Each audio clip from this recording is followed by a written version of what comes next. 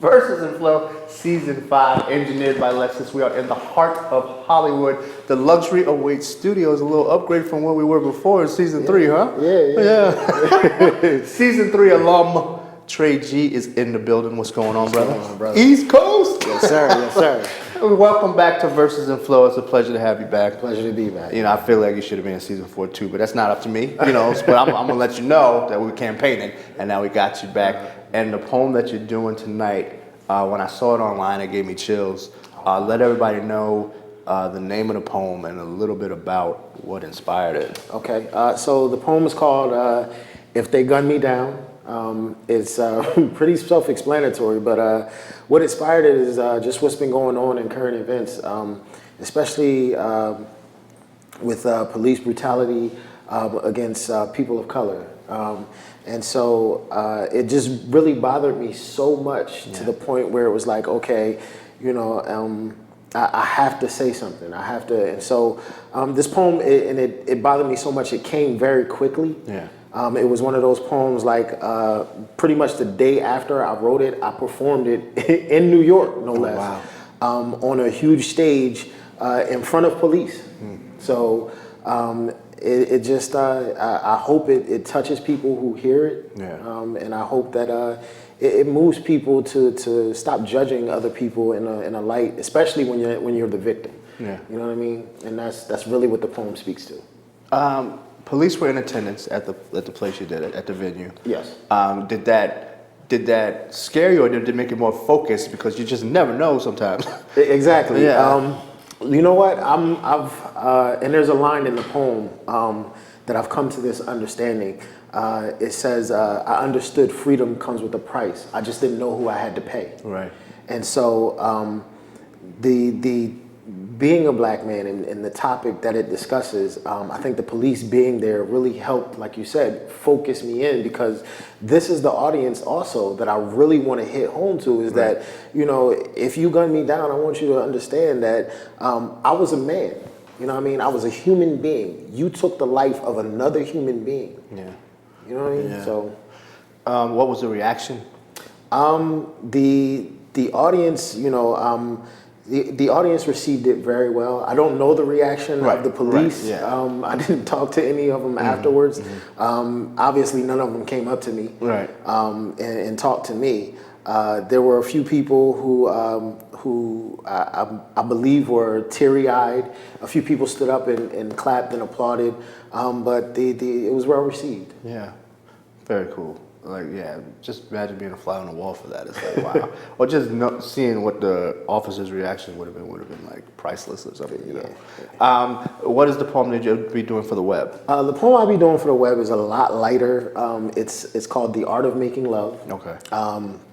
It was a love poem that I wrote to my wife. And it basically explains that making love is so much more than what we as men tend to think of it.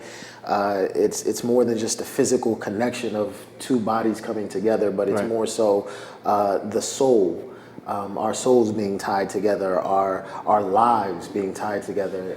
So, like, what's your process when it comes to writing love poems? A lot of people write love poems. Some of them are not really good. But I'm talking to you directly. Like, what moments do you reflect upon? What do you think about when you're writing an ode to somebody that you love? For me, it's in season 3. I did a love poem for the show, and so in that particular love poem, we were still in the honeymoon stage of our marriage, my wife and I. And so I was trying to articulate to her specifically exactly how I felt about the dichotomy of us two. Here I am, this rough around the edges, scarred up guy who, back in the past, my past is very tattered with fights and, you know, doing a lot of stuff young kids do. And here this pure, innocent, beautiful black woman who just loved me unconditionally despite my stupidity and dumb things I was saying. And in a way, her love felt celestial. And so I find if we look deeper, not just on the surface things, and learn exactly what are we feeling here, and try to express that thing from the heart. And I think that's why a lot of love poems fail, is because they're trying to say things to entice people instead of trying to say, you know what, here's my heart. And men have a very hard time doing that because we're very, we're not good at expressing emotion, even as poets.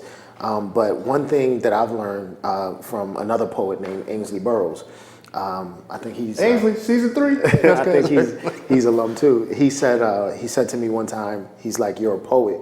You have to learn how to make everything beautiful.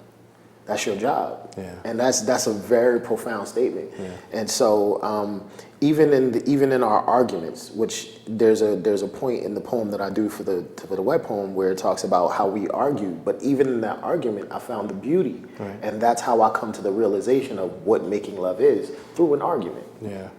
A lot of times with guys especially, we have two extremes. Like either it's like we see a beautiful woman, if she likes us, we're like, why does she like me? Or, yeah, that's right, she likes me, you know. So there's always that middle ground. Right. That's either not explored or not explored carefully. Like, you know, you'll say, all right, well, yeah, I don't know why she likes me, you know, she's slumming. Or she could be like, yeah, she likes me, and then you just hold her as a trophy and then whatever. So the poem, that's why I wanted to ask about the poem writing, because that's that middle ground that has to be covered. Right. Like it can't be just surface, because that's what everybody knows already. Right. So that's how, like that right below the surface, that deeper commitment to it, to the writing process. So that's why I was asking. So thanks for explaining that. It was a method to it. You know? So that'll be your web poem. What else do you have going on? What other projects are you working on? Man, you know what? As of late, I've really been focusing. My wife and I, we both just became licensed ministers. Okay. So yeah, it's really just, you know, focusing on, you know, the Lord and doing some things in that area. I haven't been so much involved in the poetry arenas as of late. I still do features here and there. I still do, you know, people may call me up to do workshops or something like that. But not so much anymore, man. I feel like, you know, it's a lot more to do with these young people that really needs to be done, and just reach out and touch them and show them that somebody cares, and you know, to really pull them in and say, you know what, there's more to life than just what you see out here. You're a poet, which means you're good with words, right. So that translates well into the ministry. Yes. Do you ever find yourself reciting some of your poetry when you're doing that? Not in sermons. Okay. What I do find though is little snippets of profundity that get inserted, and I'm like, that's very poetic. Okay, let me keep that. So memo to myself. Right. So there are those moments. Also, I've been writing. I think a lot more of what I have to say comes in the form of essays as of late. So I've been doing a lot of that as well. The people that you're going to be serving through your ministry, they're going to see you on the show. Okay. They're going to see the poem that you're going to be doing. Yeah, definitely. What effect do you think that'll have on them? Most of them know I do poetry already. Okay. So I think just seeing me on TV it will be more of a shock to them. They're like, I know him. You know, so it's like that. The last time I was on the show, one of my cousins, she's like, you know, she's watching the show and she's at somebody else's house, and they're like, oh, I know him. That's my cousin. And they was like, yeah, right, whatever. You know, so, yeah, like, so I think it's always that the non-belief or the shock of seeing someone you know and care about on TV. Okay. Well, season 3 veteran, back for season 5. My East Coast brother. You killed it last time. No pun intended. And tonight. You're going to do your thing.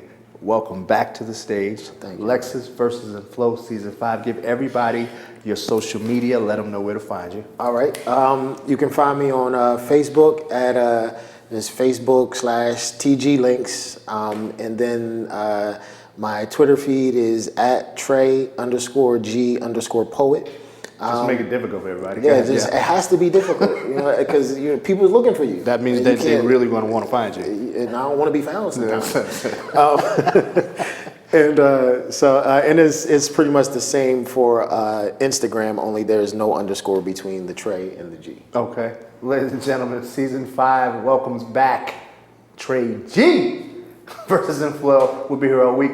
For more information about all the artists we have on the show, please go over to versesandflow.com or luxuryawaits.com, and you will find out everything you need to know about this man and everybody else. Verses and Flow. Let's go.